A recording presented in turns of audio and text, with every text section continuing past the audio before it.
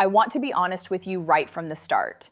Most of the men I see in my urology practice aren't there because of one dramatic event. They're there because of 10 small ones, 10 habits, 10 daily choices, 10 things they were doing, some of them for decades, that were quietly, steadily, systematically breaking down the most important system in the male body.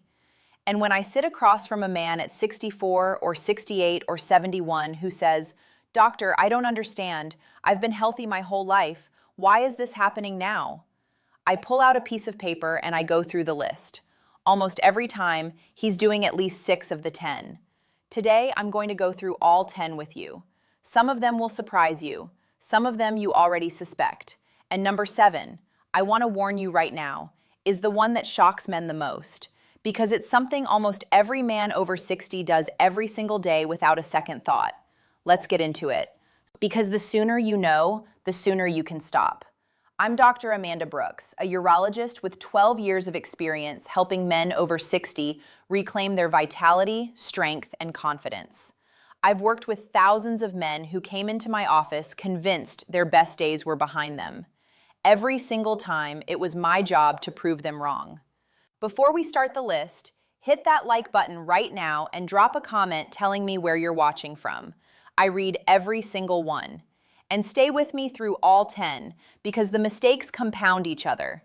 Missing even one could be the one that's holding everything else back. Gentlemen, let me tell you what's actually at stake. We're talking about 3 interconnected systems, and when any one of them is under sustained attack, the other 2 suffer. The first is your vascular system. Erectile function is a blood flow event. The penile arteries are among the smallest in the body, roughly 1 to 2 millimeters in diameter. They are the canary in the coal mine of cardiovascular health. Every habit that damages your arteries shows up there first, loudest, and earliest. The second is your hormonal system. Testosterone doesn't just govern libido. It governs muscle mass, bone density, mood, cognitive sharpness, motivation, and the cellular machinery that keeps penile tissue healthy. By 65, most men are running on 40 to 50% of the testosterone they had at their peak. Every habit on this list accelerates that decline. The third is your neurological system. The nerve pathways that coordinate arousal, sensation, and ejaculatory response travel through the pelvis, lower spine, and extremities. Damage to these pathways, from inflammation, poor circulation, or direct nerve compression, is silent until it isn't. Now let's go through the list, one by one. Mistake number 1, sitting for more than 4 hours without moving. Biologically, prolonged sitting compresses the perineal region, the tissue between the scrotum and the anus, which houses the pudendal nerve and major blood vessels supplying the penis and prostate. Think of it like sitting on a garden hose for hours at a time. The water doesn't stop entirely, but the pressure drops dramatically. Studies on cyclists and sedentary office workers both show measurable reductions in penile oxygen saturation and nerve conduction velocity after sustained compression. In men who sit more than 8 hours a day, the risk of erectile dysfunction is significantly elevated, independent of all other health factors. Emotionally, the insidious thing about this mistake is how invisible it is. Men don't connect the chair to the decline. They accept the decline as aging and keep sitting. Practically, set a timer for every 45 minutes during your sitting hours. Stand, walk for 2 minutes, and sit back down. That's it. 2 minutes of movement every 45 breaks the compression cycle entirely. If you have a desk, a standing mat changes the game. If you drive long distances, stop every hour and walk around the vehicle twice. Mistake number 2, sleeping less than 6 hours. Biologically, testosterone is manufactured almost exclusively during deep sleep, specifically during the slow wave and REM cycles that occur primarily in the second half of the night. A landmark study from the University of Chicago found that healthy young men who slept 5 hours per night for 1 week had testosterone levels 10 to 15% lower than their baseline, equivalent to aging 10 to 15 years in 7 days. For men over 60 who are already producing less testosterone, this isn't a minor dip, it's a catastrophic one. Sleep deprivation also elevates cortisol, the stress hormone that directly suppresses testosterone synthesis. Emotionally, chronically sleep-deprived men describe a creeping resignation, a loss of drive, motivation, and physical desire that they attribute to age when the real cause is their alarm clock. Practically, 7 to 9 hours is your non-negotiable target. If you struggle to reach it, address the architecture of your sleep first. Room temperature between 65 and 68 degrees Fahrenheit, complete darkness, no screens for 60 minutes before bed, and magnesium glycinate 300 milligrams taken 45 minutes before sleep, which directly supports the deep sleep stages where testosterone is produced. Douglas, 63, a retired contractor from Ohio. He came to me with low energy, low libido, and labs showing testosterone in the low normal range. When I asked about sleep, he laughed and said, 5 hours is a good night for me. I told him we weren't going to change anything else until he fixed his sleep. 8 weeks later, his testosterone was up 18%. He looked at his labs and said, I thought this was going to cost me something. It cost me a bedtime. Mistake number 3, drinking alcohol every night. Biologically, alcohol is a direct testicular toxin. It impairs Leydig cell function, the cells in the testes that produce testosterone, while simultaneously stimulating the conversion of testosterone to estrogen through the aromatase enzyme. Even moderate daily consumption, 1 to 2 drinks per night, has been shown to reduce testosterone levels, increase estrogen levels, and damage the smooth muscle tissue inside the erectile chambers over time. Alcohol also disrupts REM sleep architecture, meaning even if you fall asleep quickly after drinking, the restorative testosterone-producing sleep cycles are significantly suppressed. Emotionally, this one is uncomfortable for many men because evening alcohol has become ritual, comfort, reward, relaxation. I understand that. But the ritual is costing something real. Practically, the goal is not total abstinence for most men. It's de-nighting your drinking. Alcohol consumed with lunch has a fraction of the impact on sleep architecture than alcohol consumed within 4 hours of bedtime. If evening is the only option, limit to 1 drink maximum, 2 nights per week. Red wine has the best antioxidant profile of any alcoholic option. Resveratrol in particular has documented endothelial benefits, but frequency and timing matter more than variety. Mistake number 4, using plastic water bottles and food containers. Biologically, most plastics, particularly polycarbonate and PET plastics, leach bisphenol A and phthalates into their contents, especially when heated or scratched. BPA and phthalates are endocrine disruptors. They mimic estrogen at the cellular receptor level, binding to androgen receptors and blocking testosterone from docking. They also directly suppress Leydig cell function. Studies have found measurable correlations between urinary BPA levels and lower testosterone, reduced sperm quality, and increased erectile dysfunction. The exposure isn't dramatic, it's cumulative. Years of daily plastic use build a hormonal environment that silently tips the balance away from testosterone and toward estrogen. Emotionally, this is the mistake men find most frustrating when they learn about it, because it feels like the environment itself is working against them. And in some ways, it is. Practically, replace all plastic water bottles with stainless steel or glass immediately. Replace plastic food storage containers with glass or ceramic. Never microwave food in plastic, not even containers labeled microwave safe. That label refers to structural integrity, not chemical safety. Never leave plastic water bottles in a hot car. The heat accelerates leaching dramatically. Marcus, 66, an engineer from Texas. He tracked his daily habits obsessively, fitness, diet, supplements, and still couldn't understand why his testosterone kept trending downward. When I asked what he drank from, he said a plastic bottle he refilled daily at the gym. I told him to switch to stainless steel, add nothing else. 6 months later, his free testosterone had risen meaningfully. He sent me a photo of his new bottle. Subject line, the $18 fix. Mistake number 5, eating ultra-processed foods daily. Biologically, ultra-processed foods, anything with more than 5 ingredients you can't pronounce, are dense with seed oils, refined carbohydrates, and synthetic additives. Seed oils like soybean, canola, and corn oil are extremely high in omega-6 polyunsaturated fatty acids. In excess, these promote systemic inflammation, and inflammation directly damages the endothelial lining of blood vessels, suppressing nitric oxide production. Refined carbohydrates spike insulin. Chronically elevated insulin promotes the conversion of testosterone to estrogen via aromatase enzyme activity.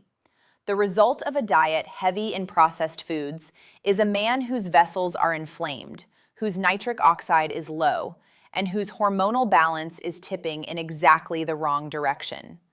Emotionally, men who dramatically clean up their diet within the first 2 to 3 weeks consistently describe a subjective clarity, a lifting of a fog they didn't fully realize was there. Practically, one rule that simplifies everything. If it comes in a crinkly bag or a box with more than 5 ingredients, treat it as an occasional food, not a daily one. Build your meals around whole proteins, eggs, red meat, fish, and vegetables. Olive oil and butter for cooking, not seed oils. Whole fruit, not fruit juice. This isn't a diet overhaul. It's a framework that makes the right choice the default choice. Mistake number 6, never strength training. Biologically, resistance exercise is the most potent non-pharmaceutical testosterone stimulus known to science. Heavy compound movements, squats, deadlifts, presses, trigger acute testosterone and growth hormone release, while simultaneously improving insulin sensitivity and reducing aromatase activity in adipose tissue.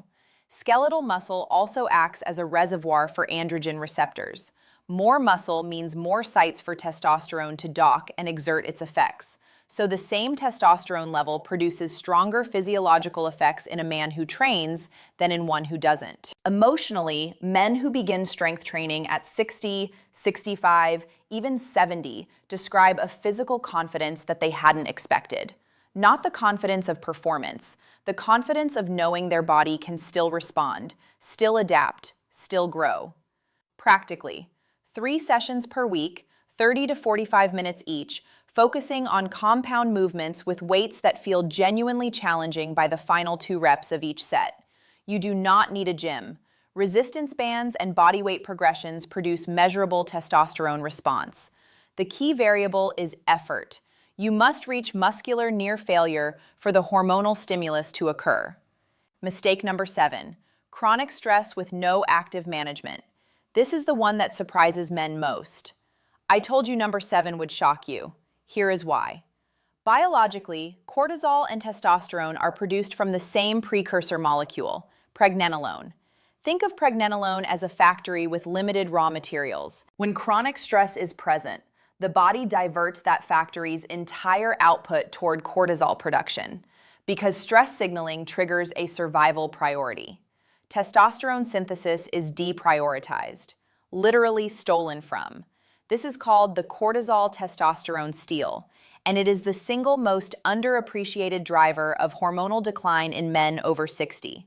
The stress doesn't have to be dramatic. Financial worry, low-grade health anxiety, relationship tension, the background noise of modern life, all of it keeps cortisol elevated and testosterone suppressed, silently, every single day. Emotionally, the cruelty of this mechanism is that the stress of declining function causes more cortisol, which causes more decline, which causes more stress. It's a physiological feedback loop that traps men. Practically, active stress management is not optional. It is physiologically urgent. The most evidence-backed interventions are 20 minutes of slow nasal diaphragmatic breathing daily, which measurably lowers cortisol within a single session. Ashwagandha KSM 66, 300 to 600 milligrams in the evening, which has been shown in randomized controlled trials to reduce cortisol by up to 30% and increase testosterone by 10 to 22%. And 1 hour of genuine leisure daily, not passive screen time, but something that produces pleasure and absorption. Robert, 69, a retired attorney who described himself as someone who has never really relaxed. His testosterone was low, his cortisol was high, his sleep was poor. He came to me convinced he needed hormone replacement. I told him I wasn't ruling that out, but I wanted him to try 3 months of ashwagandha, daily breathing, and a strict news blackout after 7 p.m. first. His follow-up labs 3 months later showed testosterone up 24%, cortisol down significantly. He said, "You told me to stop being stressed. I didn't think that was real medicine." I told him it was the oldest medicine there is. Mistake number 8, ignoring the prostate until something goes wrong. Biologically, the prostate is not a passive organ. It is actively involved in hormonal regulation, ejaculatory function, and urinary flow, and it begins to change significantly after 50. Benign prostatic hyperplasia, non-cancerous prostate enlargement, affects over 50% of men by age 60 and over 80% by age 80. Untreated BPH creates urinary symptoms that disrupt sleep, elevates local inflammation that spreads systemically, and creates a cycle of poor rest, elevated cortisol, and suppressed testosterone. Early intervention, dietary, supplemental, and medical when appropriate, prevents the cascade before it begins. Emotionally, men avoid prostate conversations because they associate them with bad news. But proactive management is not the same as crisis management. The men who fare best are the ones who engage with their prostate health before it demands their attention. Practically, an annual PSA test and digital rectal exam after 50.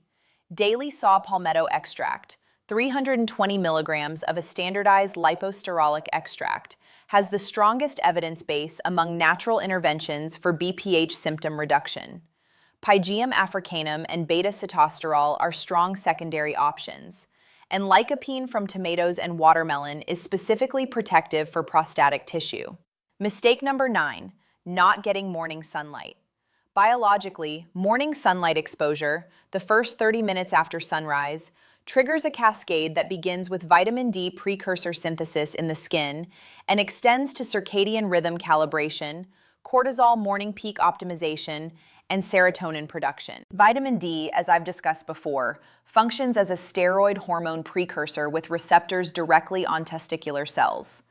Deficiency in vitamin D is associated with lower testosterone across every studied age group, but the circadian piece matters equally. Men whose circadian rhythms are well calibrated, anchored by consistent morning light exposure, produce testosterone in a more robust diurnal pattern, with higher morning peaks and better overall daily output. Emotionally, the men who build a morning sunlight habit describe it as the one change that seemed to make everything else more effective, as if the light switched on a system that all the other tools depended on. Practically, 10 to 20 minutes of outdoor exposure within 30 to 45 minutes of waking, without sunglasses, eyes open but not looking directly at the sun. In winter or low-light climates, a 10,000 lux full-spectrum light therapy lamp for 20 minutes achieves comparable circadian benefits. Mistake number 10, treating erectile difficulty as the end of the story. Biologically, erectile dysfunction is the most sensitive early warning system the male cardiovascular system produces. The penile arteries, at 1 to 2 millimeters, develop atherosclerotic narrowing years before the coronary arteries, which are 3 to 4 millimeters. In study after study, erectile dysfunction precedes cardiac events by 3 to 5 years on average. When a man dismisses erectile difficulty as just aging and takes no action, he is not just accepting a reduced quality of life. He is ignoring a clinical signal that his cardiovascular system is under attack. Emotionally, the men who use erectile difficulty as a wake-up call rather than a final verdict are the ones who restore both their sexual health and their cardiovascular health simultaneously. The men who accept it quietly and do nothing are the ones I see 3 years later with more serious concerns. Practically, if you notice consistent difficulty achieving or maintaining erections, see a urologist or men's health physician, not just your general practitioner. Request a full hormonal panel including total and free testosterone, SHBG, estradiol, LH, and FSH. Request an endothelial function test, or at minimum, a lipid panel and CRP. Treat the symptom as the signal it is, and investigate the root cause, not just the presentation. Thomas, 70, came to me 2 years after noticing erectile difficulty that he'd told nobody about. Not his wife, not his doctor. In those 2 years, he developed early-stage coronary artery disease that had been silently progressing. He sat in my office and said, "Why didn't anyone tell me this was connected?" I told him that most men aren't told. That's why I make videos like this one. We addressed both the vascular and hormonal components together, and he made a full recovery on both fronts. He told me later that the hardest part was walking into my office the first time. Everything after that was just steps. Here is your complete action plan. 10 mistakes addressed with 10 corresponding corrections. Step 1. Move for 2 minutes every 45 minutes of sitting. No exceptions. Step 2. Protect 7 to 9 hours of sleep as a clinical priority. Magnesium glycinate 300 milligrams at bedtime. Step 3. Move alcohol consumption away from the evening hours. No more than 2 nights per week. Step 4. Replace all plastic drinkware and food containers with glass or stainless steel today. Step 5. Build meals around whole proteins and vegetables. Ultra-processed food becomes occasional, not daily. Step 6. 3 resistance training sessions per week, 30 to 45 minutes, compound movements, genuine effort. Step 7. Daily stress management. 20 minutes of slow nasal breathing and ashwagandha KSM 66, 300 milligrams nightly. Step 8. Annual PSA and prostate exam. Daily saw palmetto 320 milligrams if over 55. Step 9. 10 to 20 minutes of morning sunlight within 45 minutes of waking, daily. Step 10.